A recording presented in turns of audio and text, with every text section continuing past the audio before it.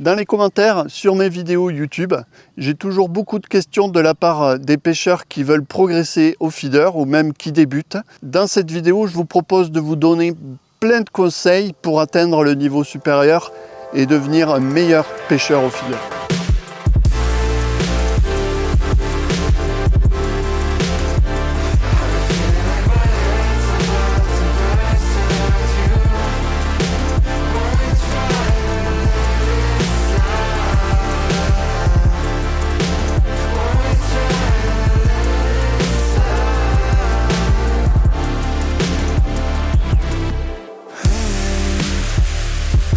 Donc moi je suis Vincent Hurt, je pêche au feeder depuis plusieurs dizaines d'années.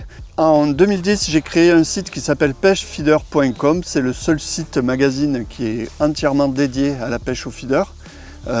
Donc allez-y, n'hésitez pas à le consulter, vous trouverez aussi un petit module pour vous inscrire à la newsletter et recevoir les derniers articles.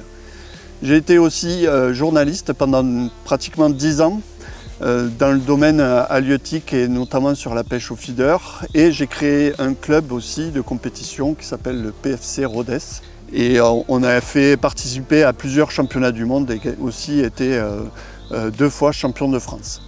Donc la pêche au feeder, c'est vraiment mon rayon, je connais parfaitement, et ce que je vous propose dans cette vidéo, c'est de vous amener toute mon expérience pour vous aider, vous qui débutez ou qui cherchez à progresser, atteindre un niveau supérieur et prendre plein de plaisir au bord de l'eau et plein de poissons. Premier conseil, j'entends vraiment beaucoup de choses très complexes à ce sujet, et moi ce que je vais vous dire, c'est vraiment de ne pas vous prendre la tête avec l'amorce. Voilà, aujourd'hui moi j'ai fait une amorce très brune, c'est une couleur neutre, c'est une couleur qui passe partout. Si vous ne savez pas quoi faire comme couleur, faites du brun. C'est vraiment ce qui passe le plus largement dans tous les plans d'eau. Et notamment ici, avec ces eaux claires, on voit que voilà, le brun, ça imite parfaitement la couleur du fond.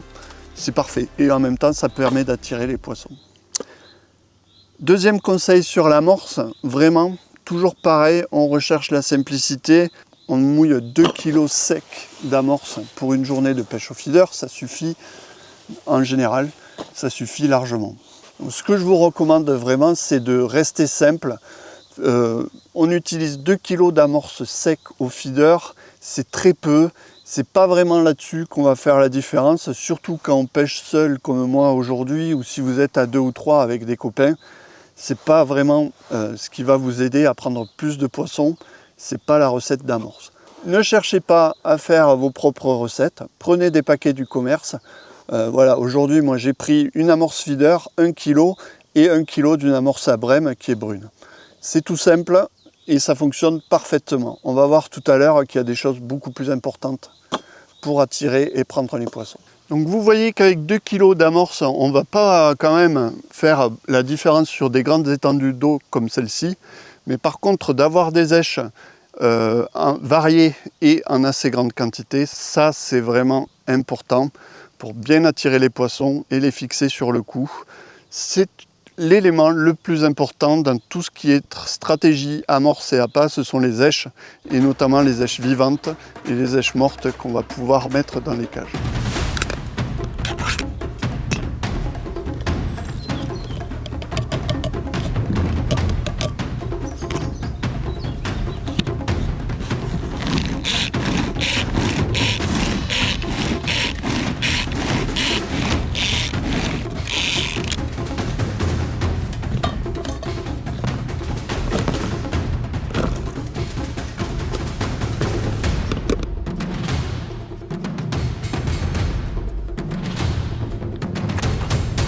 Ce qui est important, c'est d'avoir des éches en assez grande quantité et avec un menu varié. Alors là, j'en ai vraiment beaucoup parce que je vais passer ma journée à pêcher ici et qu'il y a beaucoup de poissons normalement et que voilà, je vais passer beaucoup d'éches aujourd'hui. En priorité, on part avec des gozzers, bien sûr. On peut avoir des gozzers noyés. J'aime bien mélanger blanc et rouge. Des casters, c'est vraiment toujours très important. Ici, des vers de terreau que je vais couper et incorporer dans l'amorce. On les utilise aussi à l'hameçon. Une option, c'est d'avoir du maïs broyé, mâché, avec du chènevis aussi, c'est pas mal quand on pêche un lac pour les gros gardons. Et là, j'ai quelques pinky fluo juste pour vous montrer. Je pense qu'aujourd'hui, ce ne sera pas utile, hein. Et aujourd'hui, normalement, dans cette pêche en lac, je vais surtout me concentrer sur les vers de terreau, les gothers noyés, les casters et le maïs coupé. Une fois que le feeder a touché le fond, je tends bien ma ligne. Voilà, ça c'est important de faire ça chaque fois qu'on pêche en tresse. Toujours garder sa ligne bien tendue. Ça permet de bien déceler les touches. On met le sion proche de l'eau quand on s'installe. Et là j'ai la touche. Je pense que je l'ai loupé. Quand on pêche en lac, il ne faut pas hésiter à mettre du rythme. Les poissons ont faim, ils sont nombreux. Voilà, il faut réaliser une pêche très cadencée. C'est un petit peu l'erreur qu'on peut faire aussi quand on est débutant. Et souvent on me demande combien de temps entre chaque lancer. Alors ça, je vais vous répondre. C'est assez simple, ça dépend vraiment du coin de pêche, du nombre de touches, c'est-à-dire la densité des poissons et les espèces qu'on va cibler. Si on pêche le barbeau, la carpe, on va espacer le temps de lancer, alors que si on pêche le gardon, on va plutôt faire une pêche dynamique avec beaucoup de lancers, ramenés, ferrés, un peu comme ce que je suis en train de faire aujourd'hui. Il y a beaucoup de touches, donc j'attends pas. Dès que c'est ferré, je ramène. Voilà, et je ne laisse pas poser mon montage pour rien. Ça veut dire souvent que j'ai plus rien à l'hameçon et que ça pêche pas. Voilà. Alors aujourd'hui, j'ai espoir de prendre des brèmes. Si les brèmes arrivent, je vais espacer ma cadence de lancer pour leur laisser un peu plus le temps de manger. Toujours est-il que ce qu'il faut retenir, c'est qu'on dépasse très rarement les 5 minutes d'attente. 5 minutes, c'est beaucoup au feeder. On va plutôt être autour des 2-3 minutes avant de relancer et d'avoir une touche. On va laisser 5 minutes, 7 minutes en hiver quand on va cibler des gros poissons. Mais voilà, aujourd'hui, ou même à la belle saison, n'importe où qu'on pêche, c'est très rare d'attendre 5 minutes. Donc gardez bien en tête, la pêche au feeder, c'est une pêche dynamique, hyper rythmée, avec des touches, des ramenés, des lancers. On ne s'ennuie pas. On n'est pas du tout dans le stéréotype du mec qui dort sur sa chaise en attendant la touche. Ça, je vous le dis, ça ne marche pas du tout quand on s'attaque à des poissons blancs, à des brèmes, à des gardons, même à des petites carpes. Bon, le temps que je vous parlais à la caméra, j'ai eu une touche. Alors ça aussi, c'est un élément hyper important dans la réussite, c'est la concentration et le temps qu'on va passer, une fois que le feeder est à l'eau, à regarder son sion en attendant la touche. Ça, c'est vraiment un élément clé de la réussite.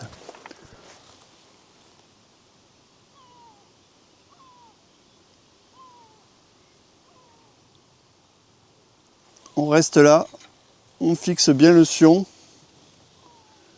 on tend bien sa ligne et on est prêt à ferrer dès que la touche intervient.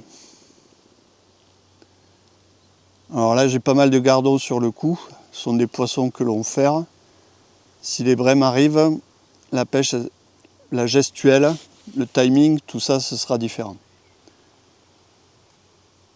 Mais là, il suffit que je regarde dans ce sens, ne serait-ce que une seconde, et je vois pas que j'ai une touche de gardon, comme là par exemple.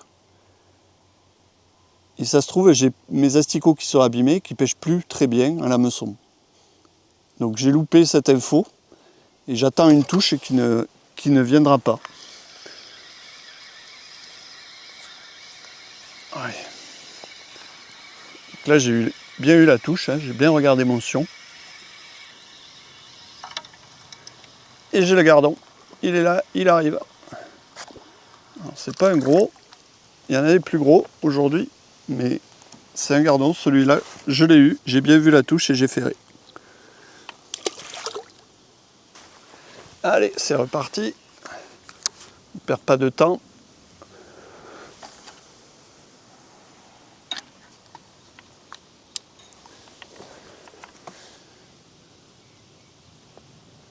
Voilà, le feeder cool.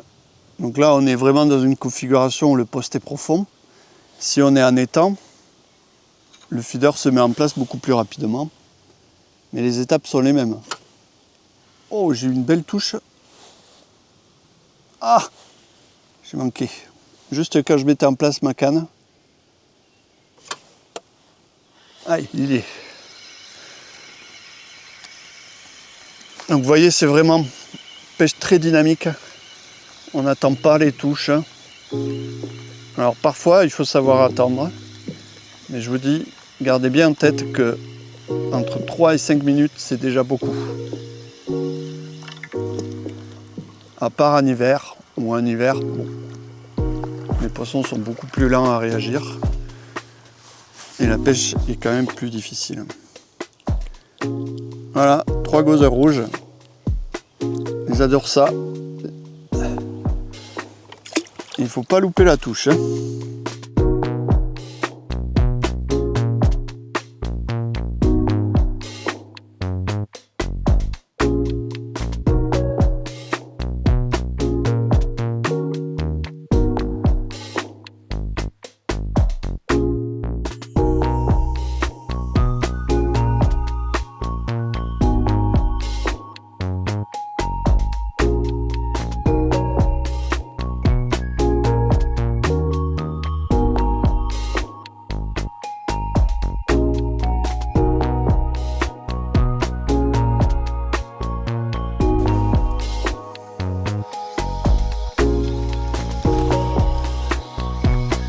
Allez, encore un poisson. Et voilà, c'est un plus joli gardon quand même. Celui-ci est pas mal. Ça fait partie des gros de la journée.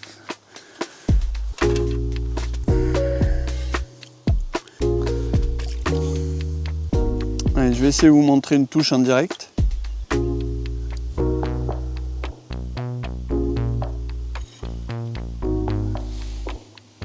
Allez, je pose sur mon support. Alors, j'ai pas été... Hop, là j'ai été touché, je suis encore touché et là je ferme.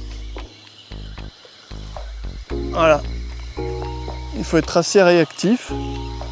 C'est important. Surtout quand on pêche les gardons. Hein.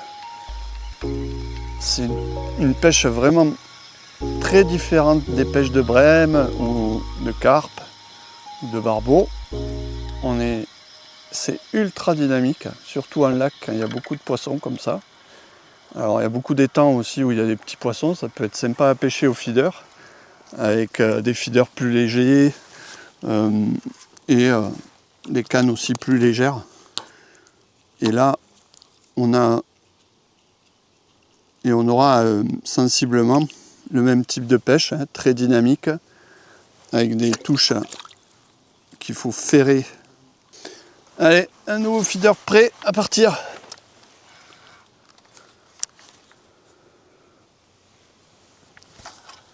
J'attends d'avoir une première touche de brème pour vraiment changer mon approche. Pour l'instant, je pêche les gardons en attendant que des brèmes veuillent bien venir, des poissons plus gros. Mais il y a beaucoup de gardons aujourd'hui. Alors là, je pose ma canne sur mon support. Regardez bien le sillon. Je tends ma ligne. Doucement. Là, j'ai une première touche. J'aurais pu ferrer, mais je vous laisse regarder quand même. Et là, j'ai une vraie touche. Et je ferre.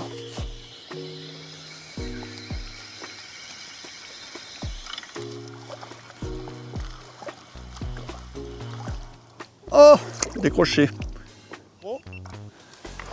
Donc, je vais vous parler maintenant d'un aspect important, c'est le lancer et la précision. Plus on va être précis au feeder, c'est-à-dire lancer son feeder exactement au même point, plus on va regrouper les poissons, avoir plus de touches et avoir une partie de pêche dynamique, rythmée, avec plein de poissons. Donc ça, la précision, c'est c'est plus important que bien des choses dont je vous ai parlé avant, les èches, les amorces par exemple. Je pense que la précision, être précis au lancer, c'est plus important que tous ces aspects-là. Je vous avais proposé il y a 2 ans une vidéo qui s'appelait bien débuter la pêche au feeder ou comment débuter la pêche au feeder. Donc cette vidéo elle était destinée à tous ceux qui voulaient réaliser leur première sortie feeder. Donc il y a plein d'éléments qui sont déjà dans cette vidéo, mais là on va aller un peu plus loin sur le lancer. Donc vous le savez, si vous êtes déjà initié au feeder, un élément important c'est la distance de pêche, la marquer avec le line clip du moulinet, c'est-à-dire le petit ergot qui sert à bloquer la ligne. Et on prend un repère sur la berge en face, donc on a la précision latérale avec le repère et la distance avec le clip qui bloque la ligne une fois qu'elle est déroulée au moment du lancer. Alors je vais vous parler de mon expérience. Quand j'ai débuté la pêche au feeder, je lançais de cette façon. Je restais comme ça, je visais comme il faut et je lançais. Alors, il faut savoir que rapidement ça a évolué, cette technique de lancer. Vous voyez dans mes vidéos que je lance plus du tout comme ça. Alors, quel est le problème avec cette méthode de lancer? Eh bien, quand on s'arrête derrière, le bas de ligne peut venir s'entourer autour du feeder. Et on s'imagine qu'on a mêlé au loin, mais en fait, on a déjà mêlé avant de lancer. Donc, c'est un aspect aussi important de la technique. Quand on devient bon pêcheur au feeder, on a beaucoup moins d'emmêlage que quand on débute et c'est normal. Et la technique de lancer y est pour beaucoup. Ensuite, on a adopté une autre technique de lancer. Donc assis, on vise son repère et on lance directement. Donc là, on voit bien, le bas de ligne, il n'a pas eu le temps de venir s'enrouler autour du feeder et c'est absolument plus efficace que de s'arrêter. Alors, le dernier aspect pour éviter les emmêlages, grâce à la technique de lancer, c'est d'arriver au clip.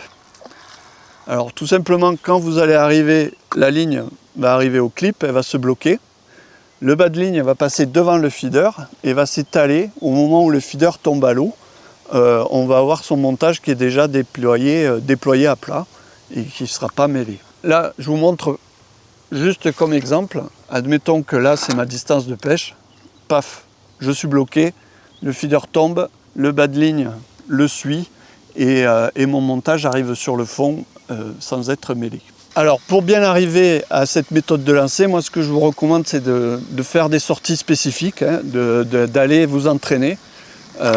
Choisissez une distance qui soit confortable pour vous, hein, c'est-à-dire selon moi la bonne distance c'est entre 25 et 35 mètres et vous faites des lancers successifs et vous essayez voilà, de toujours poser votre feeder dans on va dire 2 mètres carrés. Déjà ce sera pas mal. Donc moi aujourd'hui je pêche à plus de 50 mètres, donc je lance debout pour atteindre cette distance qui commence à être importante.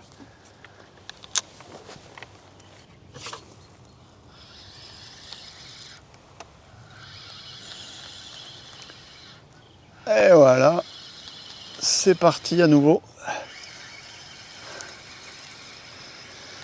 Alors c'est un coin que je découvre, hein. Je suis jamais venu pêcher ici. À vrai dire, c'est pas très accessible, hein. J'ai pris mon chariot pour arriver jusque là. Une belle journée ensoleillée à la plage, à la pêche, c'est quand même top quoi. Et voilà, encore un gardon. Bon, j'aimerais bien que les brèmes arrivent, mais non, je dois être à 30 gardons attrapés. Hein. Et ce serait pas mal de prendre autre chose. Allez, on y va. C'est reparti. Toujours bien précis, toujours au clip. Voilà. Alors, j'aime bien laisser ma ligne face à moi, ma canne face à moi quand le feeder coule et ramener après une fois qu'il est au fond. Et c'est en général c'est à ce moment-là, je suis prêt à ferrer et c'est à ce moment-là où j'ai la touche. C'est débile aujourd'hui, complètement débile. Vous voyez, ça peut devenir complètement fou cette pêche. On prend des poissons les uns derrière les autres. Et tout ça c'est grâce à la précision. Si j'étais pas précis, j'aurais jamais pu avoir ce rythme de pêche. Donc ne négligez pas cet aspect-là de la pêche au feeder. C'est, comme je vous l'ai dit, selon moi, c'est plus important que l'amorce ou les éches que vous avez utilisées. Toujours lancé dans un périmètre très restreint. Voilà. Je pense qu'aujourd'hui, avec ce grand soleil, les poissons sont complètement fous. Il fait bien chaud aussi. On est bien les pieds dans l'eau. Alors, souvent vous me demandez pourquoi je m'installe dans l'eau. Alors, aujourd'hui, franchement, c'est assez sympa d'être à la plage, les pieds dans l'eau. Mais aussi, ce qui m'intéresse moi là-dedans, c'est de pouvoir, comme on est sur quand même des berges qui sont en pente douce, d'avoir de la profondeur. Parce que comme je mets les poissons dans la bourriche, voilà, que la bourriche soit bien dans l'eau, c'est quand même mieux pour les poissons.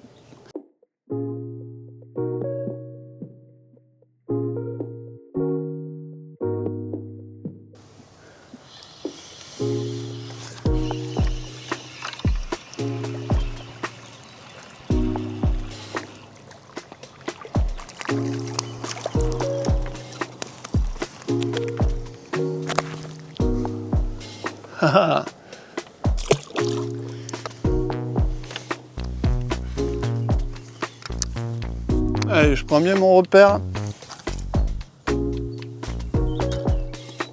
Voilà, bien précis.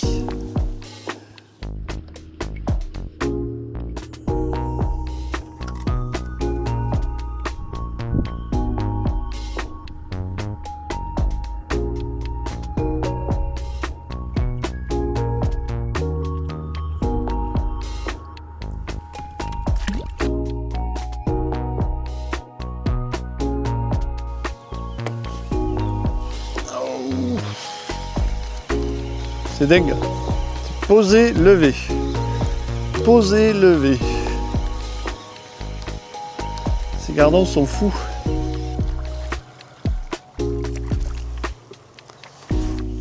Allez, c'est parti.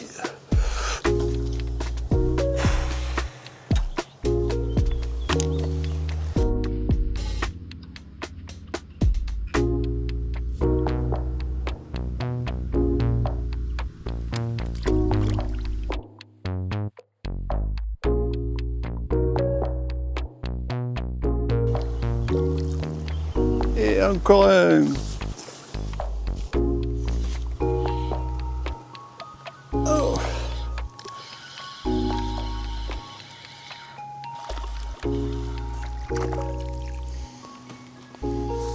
Il y a vraiment du poisson. Hein. Allez, encore un beau gardon. Donc je vous l'ai dit, la précision est indispensable, mais pour y arriver, on a aussi quelques astuces pour vous faciliter la tâche. Traditionnellement, on utilise des cages qui sont comme ceci, donc avec le lien sur un côté et le plomb sur un côté de la cage. Moi, ce que je vous conseille, c'est d'utiliser des cages qui sont équilibrées pour la distance et aussi la précision. C'est-à-dire que vous arriverez plus facilement à obtenir la bonne distance avec ces cages-là et donc à être précis. Tout simplement parce que quand on force pour arriver à la bonne distance, on n'arrive plus à être précis, on a sa canne qui part un peu en biais et on est moins bon. Là, avec ces feeders-là, on voit que le lien est situé ici en haut à l'opposé du plomb. Ce sont aussi des cages qui sont cylindriques, donc qui sont faciles à remplir et qui se vident facilement. Ça aussi, c'est un élément important pour la précision de pêche.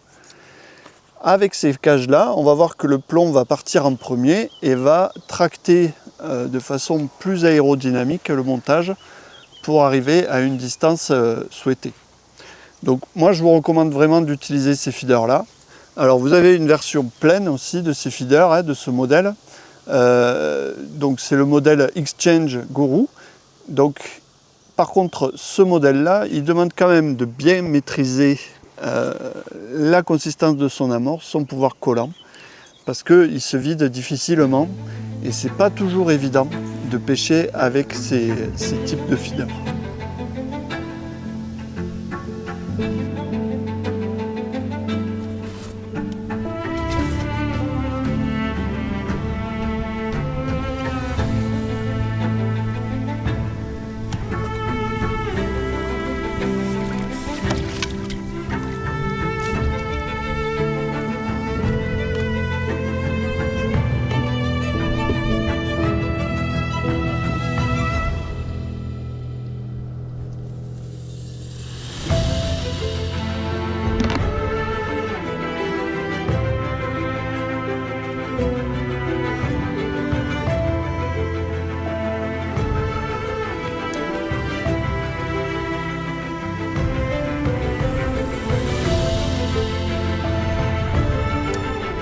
je viens d'attraper ma première brème de la journée.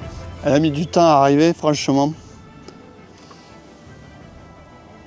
Et là, je viens d'en ferrer une autre. Voilà. Alors, qu'est-ce que j'ai fait pour que ces beaux poissons arrivent sur le coup? Bien tout simplement, j'ai été plus agressif sur les èches. J'ai mis des casters, des vers coupés. Quand je vous disais qu'il fallait avoir de la variété dans ces èches, c'est hyper important pour pouvoir sélectionner les poissons. Donc là, clairement, j'ai fait venir des brèmes parce que j'ai rajouté des vers coupés, des casters, des èches inertes qui n'intéressent pas vraiment les gardons, ou qui intéressent surtout les brèmes, on va dire. Et donc forcément, ça confirme le fait qu'il faut aussi emporter avec soi plusieurs types d'èches. Donc aujourd'hui, clairement, asticot pour les gardons, caster et vers coupés pour attraper ces petites brèmes. Allez, elle arrive, elle est là, je la vois dans l'eau claire.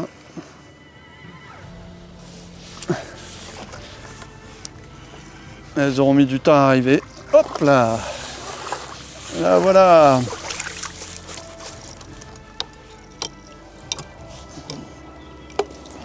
Voilà, ça fait partie des beaux poissons de la journée. C'est pas énorme, hein, mais c'est quand même sympa. Allez, je vais voir si elles sont bien installées sur le coup. Et je vais en profiter pour recouper des vers aussi. Que je vais poursuivre donc dans cette voie. Alors c'est surtout ce que j'ai mis dans les cages, hein, vu que je les prends avec 3 asticots rouges comme les gardons finalement. Donc c'est vraiment les èches apportées dans les cages, dans les feeders, qui intéressent ces brèmes. Allez, on est reparti. Donc ça fait 2 brèmes coup sur coup. On va voir si ça se poursuit. Mais depuis ce matin, j'ai eu que des touches de gardons en pagaille. J'ai vraiment eu beaucoup de gardons. Alors des vers coupés, j'ai pratiquement fini tout ce que j'avais pris ce matin. Donc voilà, il faut en mettre quand même pas mal avant que ces poissons arrivent sur le coup.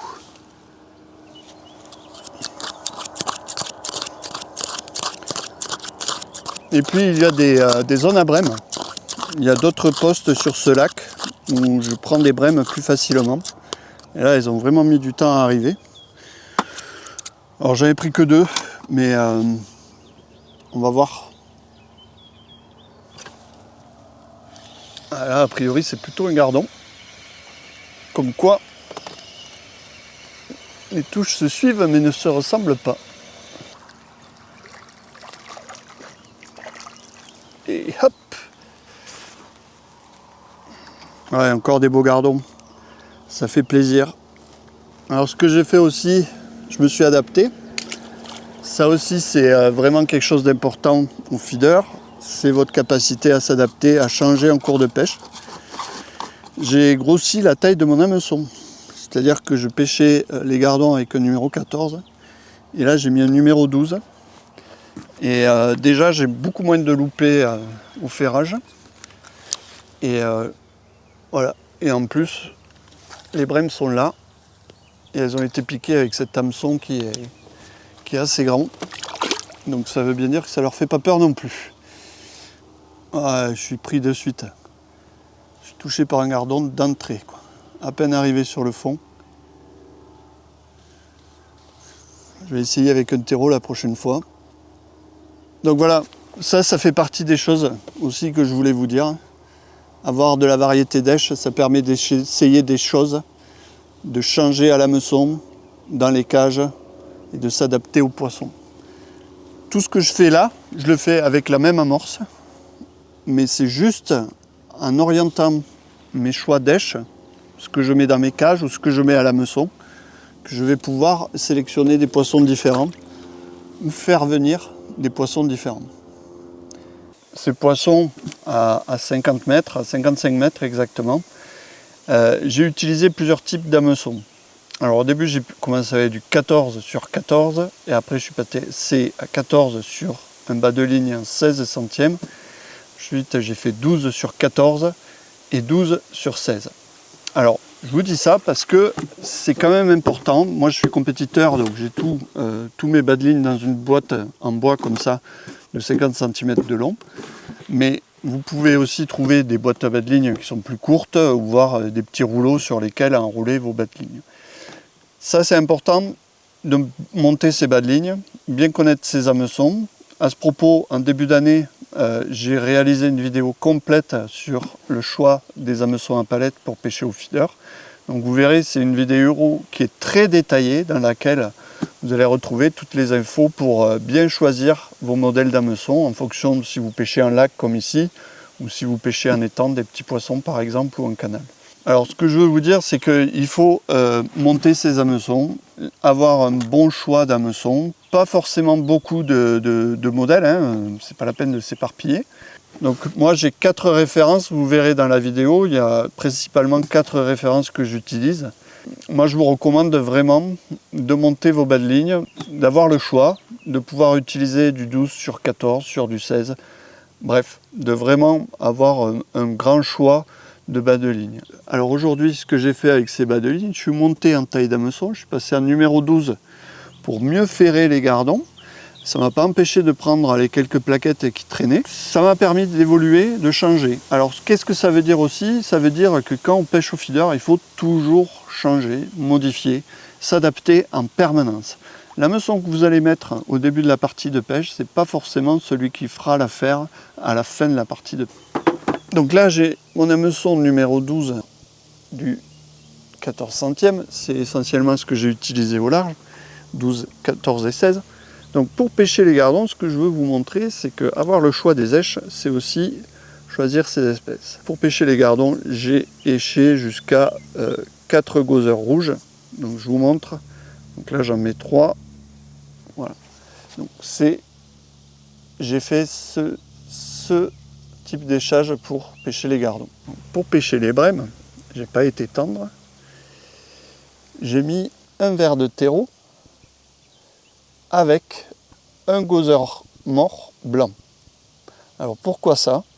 Alors le verre de terreau il va intéresser la brème et le gozer mort blanc il sert à bien fixer le verre sur l'hameçon quand je vais lancer à longue distance, comme ça je suis sûr qu'il reste bien en place. Et pourquoi j'ai mis un blanc? Parce que les rouges ils attirent les gardons et les blancs attirent moins les gardons. Alors c'est là qu'on voit aussi que les éches elles sont importantes dans le feeder pour trier les poissons comme je vous ai dit, mais aussi à l'hameçon c'est important d'avoir du choix et de varier, toujours de varier et de changer pour s'adapter, pour aller chercher de nouvelles espèces, pour aller voir ce qui se passe.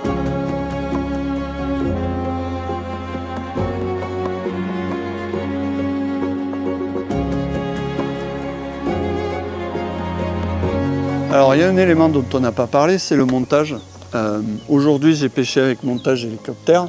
Donc là aussi sur ma chaîne YouTube vous trouverez une vidéo complète avec tous les montages que j'utilise, les montages pour débutants et aussi comment réaliser ce montage hélicoptère. Alors pourquoi j'ai fait ça? Ce montage là il est vraiment passe-partout. Je l'utilise beaucoup et je pêche beaucoup avec, que ce soit dans les eaux peu profondes ou dans les eaux profondes comme ici, en lac. L'avantage c'est qu'il est sensible, c'est-à-dire que le poisson ne détectera pas immédiatement le feeder. Voilà, la petite hélico il sert aussi de potence. Et en plus, on a un système d'autoferrage, c'est-à-dire si le poisson arrive en butée, il est ferré automatiquement. Donc c'est bien pour les gardons, parce que cet autoferrage permet d'avoir une meilleure réussite sur la prise sur les touches de ces gardons.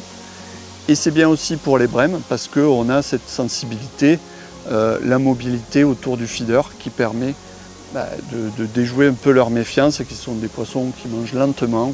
Alors aujourd'hui, le matériel que j'ai utilisé un moulinet taille 6000 Engage Pro. Donc ça c'est toujours la gamme 2026 qui vient d'arriver, Gourou.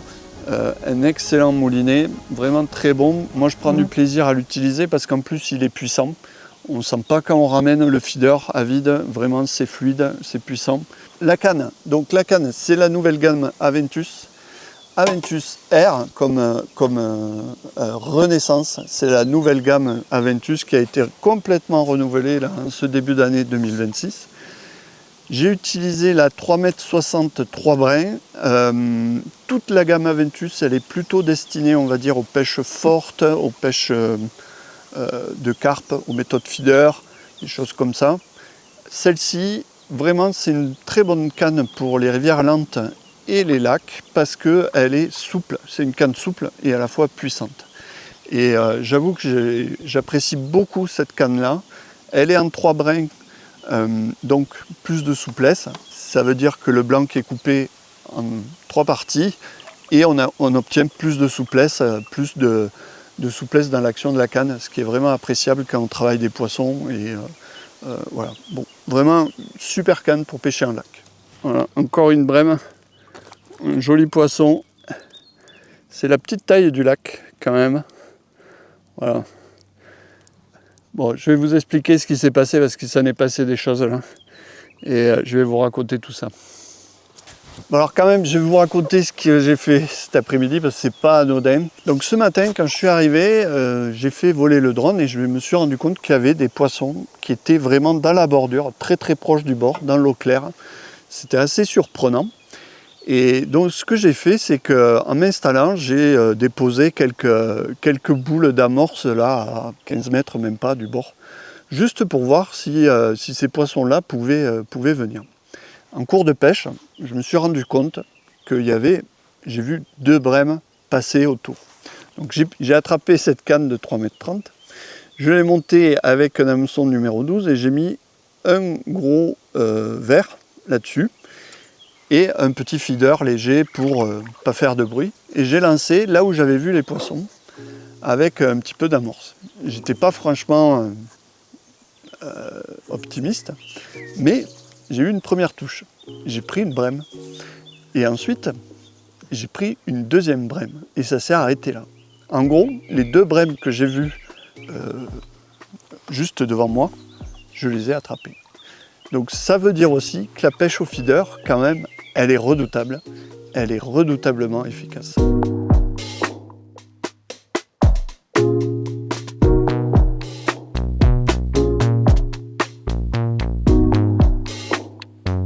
Bon voilà, c'est terminé pour aujourd'hui. J'espère que vous aurez trouvé plein de conseils dans cette vidéo pour progresser et passer un cap, une étape en pêche au feeder. Si vous avez encore des questions, n'hésitez pas, laissez-moi un commentaire, je vous répondrai avec plaisir. Si vous n'êtes pas abonné à la chaîne, abonnez-vous, c'est sympa et en plus ça m'aide à valoriser mon travail.